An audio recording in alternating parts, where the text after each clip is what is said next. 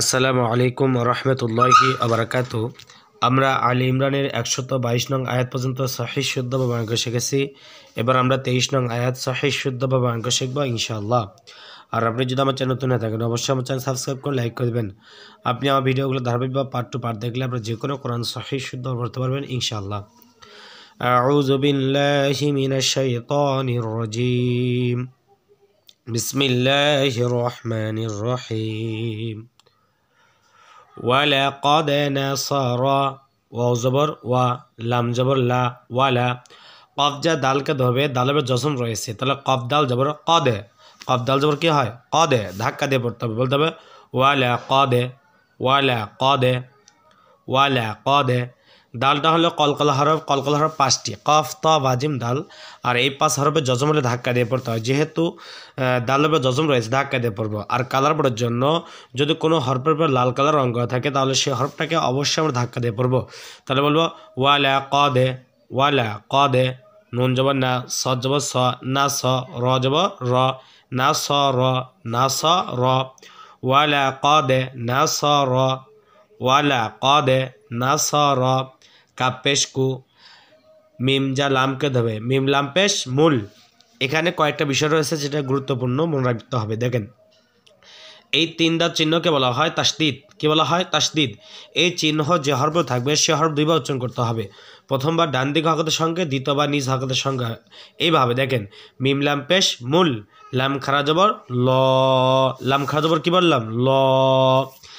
এখন দেখেন লাম দুইবার উচ্চারণ হলো দ্বিতীয়ত হলো লামটা ল হয়ে গেল কেন ল হলো এটা হলো আল্লাহ শব্দ যদি আল্লাহ শব্দ ডানে জবর থাকে তাহলে সেক্ষেত্রে আল্লাহ শব্দ লামটাকে আমরা মোটা করে পড়বো পুর করে পড়বো বলবো ল লা না পড়বো ল পড়বো এটা নামে লফজল্লাহ পুর। তাহলে আমরা বলবো কোমল ল হাফেজ হু কোমল ল হু কোমল ল হু ওয়ালা কাদে নাসার কোমল ল হু ওয়ালাকাদ নাসারাকুমুল্লাহু আমার সাথে বলেন ওয়ালাকাদ নাসারাকুমুল্লাহু। এরপরে বাজের বি বা দাল জবর বাদে বাদে এই যে দালটাও কলকলা হরফে ধাক্কা দিয়ে পড়তে হবে কেন কলকলা হরফ অবশ্যই কমেন্ট করে জানাবেন কারণ এটা বুঝলে যদি এটা ভালো করে মনোযোগ সহকারে ধরে থাকেন তাহলে এটা অবশ্যই বুঝবেন। তাহলে বা দাল জবর বাদে বি বাদে র ওয়াও দুই জের রিউ র ওয়াও দুই জের রিউ ঈদগামে বাগুন্না আমরা এখানে গুন্না করে পড়বো কেন পড়বো দেখেন এই যে তানবিন যদি তানবিনের পরে তাসিতলা ওয়াও থাকে তাহলে সে তানবিনটাকে তাসিতলা ওয়াইয়ের সাথে মিলে গুন্না করে পড়তে হবে বলতে হবে রিউ এভাবে পড়তে হবে এটা ঈদগাহ বা গুন্না। কি বুঝলেন তো। আর কালার পড়ার জন্য তানবিনের উপর যদি সবুজকে রং করা থাকে তাহলে পড়ার সাথে মিলে গুন্না করে পড়তে হবে তাই বলতে হবে বিবাদে রিউ বিবাদে রিউ বিবাদে রিউ। এবার ওয়াও জবর ওয়া বিবাদে রিউ ওয়া হামজা নুন জবর আং ইকফা তামিম পেশ তুম আং তুম। এখন দেখেন আপনাকে এখানে একটা জিনিস বলে দেয় সেটা হলো এই যে নুন সাকিন এইটা নুনের সাকিন রয়েছে না মানে নুন সাকিনের পর কী রয়েছে তা রয়েছে যদি নুন সাকিনের পর তা থাকে তা নুন সাকিনটাকে আমরা অনিঃশব্দে গুণনা করবো বলবো আং স্বরে অনিঃস্বর আং এভাবে উচ্চারণ করব কিন্তু উচ্চারণটা হয় কি যে হামজা নুন জবর আন হয় কিন্তু আন না পরে আমরা বললাম কি আং কেন বললাম কারণ ইকফার তো গোপন করে পড়া এই যে তাটা হলো ইকফার হরফ হরফ 15টি সেই 15টি হরফে কোনো একটা হরফ যদি নুন সাকিনে পড়া আসে সেই নুন সাকিনটাকে অনিঃশব্দে গুণনা করতে হয় এটা একটু মনে রাখবেন।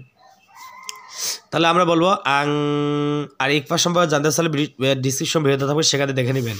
আর আপনাকে আরেকটু সহজ করে বলি যদি নুন সাকিন অথবা তানমিন এই যে দুই জবর দুই যে দুই পেশকে তানমিন বলা হয় দুইটাই আপনাকে বলে দেই যদি নুন সাকিন অথবা তানমিন এই দুইটার পরে যদি হামজা হা আইন হা গইন খ এই ছয় হবে কোনো একটা হরফ থাকে সেক্ষেত্রে নুন সাকিন এবং তানমিনটাকে আমরা গুন্না সারা পড়বো।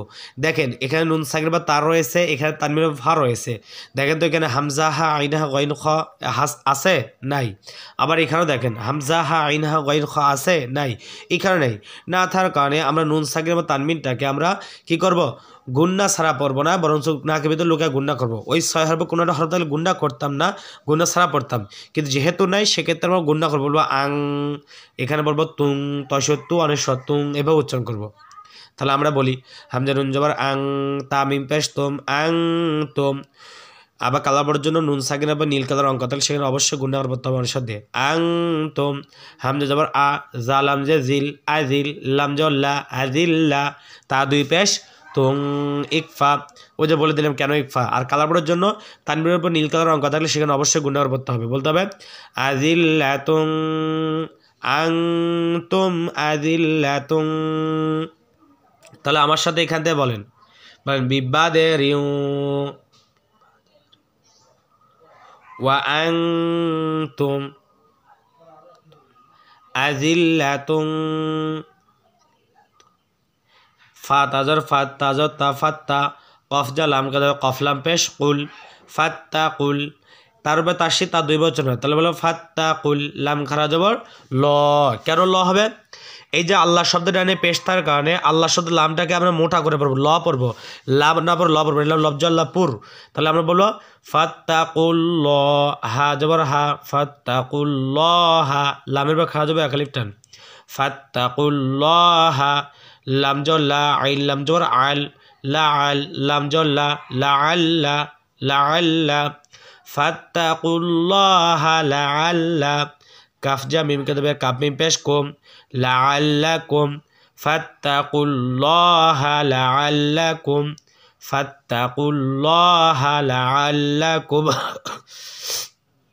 তাশিন জবর তাশ, কাফ পেশ কু, তাশকু, তাশকু, রওয়া পেশ রু, পেশের বাম পাশে জসমা লাওয়াও একালিফ টান, তাশকুরু, নুন জবর না, তাশকুরুনা, তাশকুরুনা। এখন যদি অফ করিয়া থেমে পড়ি তাহলে নুনের সাকিন দেব, রুটাকে আমরা 3 আলি টেনে পড়বো, এটা মাদ্দা অর্জি, অর্থাৎ যে হরফটা 1 আলি টেনে পড়তে হয় তার হরফকে সাকিন দিয়ে অফ করলে থামলে সেই 1 আলি টানটাকে 3 আলি টেনে পড়তে হয়, এর নাম মাদ্দা অর্জি। তাহলে বলবো তাশকুরুন, ফাত্তাকুল্লাহা লাআল্লাকুম তাশকুরুন। আমার সাথে বলেন ফাত্তাকুল্লাহা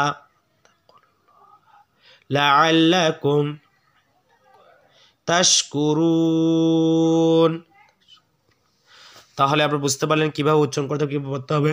যদি আপনার কাছে ভিডিওটি ভালো লেগে থাকে অবশ্যই সাবস্ক্রাইব করে লাইক করে দেবেন। আসসালামু আলাইকুম ওয়া রাহমাতুল্লাহি ওয়া বারাকাতুহু।